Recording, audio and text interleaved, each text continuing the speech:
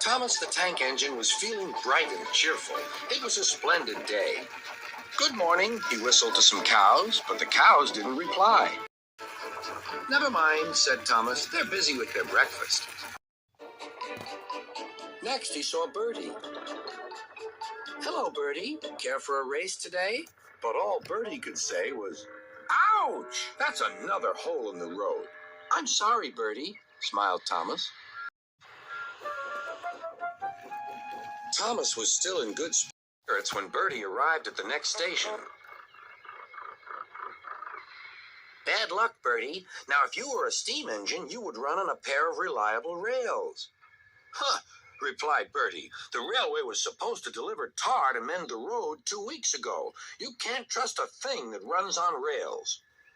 "I run on rails. You can trust me, Bertie. I'll see if I can find out what's happened." And Thomas puffed away towards the big station.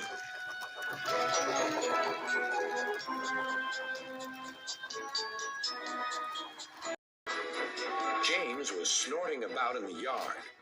"It's too bad," he grumbled. "Percy goes to work at the harbor, and I do his job. Here, there, and everywhere. Take that!" "Oh," groaned the freight cars. "Just you wait. We'll show you." Gordon laughed. "I'll tell you what, James. If you pretended to be ill everywhere, you couldn't shunt freight cars here or go to the quarry there, could you?" "What a good idea," agreed James. "Look, here comes Thomas. I'll start pretending now." Thomas was sorry to see the engines looking miserable. "Cheer up," he puffed. "It's a beautiful day." "Yes," grumbled Gordon, "but not for James." "What's the matter?" asked Thomas.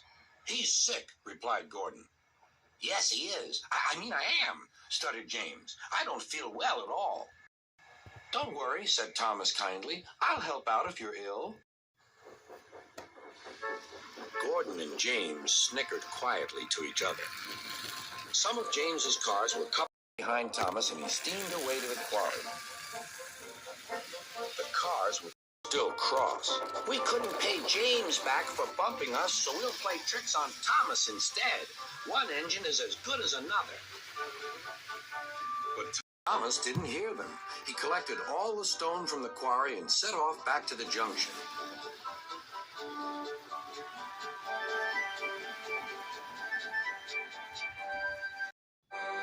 Danger lay ahead.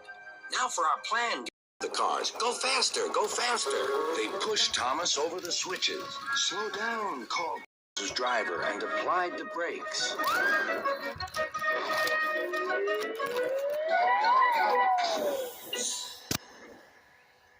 Poor Thomas stood dazed and surprised in a muddy pond.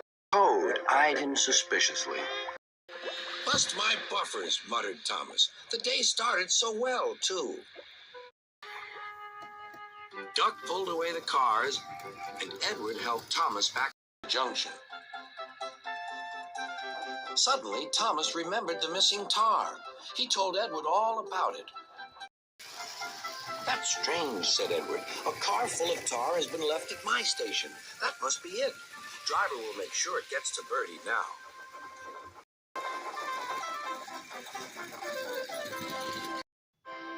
Later, James spoke to Thomas. "I'm sorry about your accident," he muttered, "and so is Gordon. We didn't mean to get you into trouble." "No, indeed," spluttered Gordon. "A mere misunderstanding, Thomas. All's well that ends well." Just then, Bertie arrived. He looked much more cheerful. "My road's being mended now." "Oh, I am glad," replied Thomas. "Thanks for all you did," added Bertie. "Now I know I can trust an engine, especially if his name is Thomas." Gordon and James puffed silently away to the shed, but Thomas still had company. Well, he sighed. What a day for surprises." The toad, who was looking forward, noisily agreed.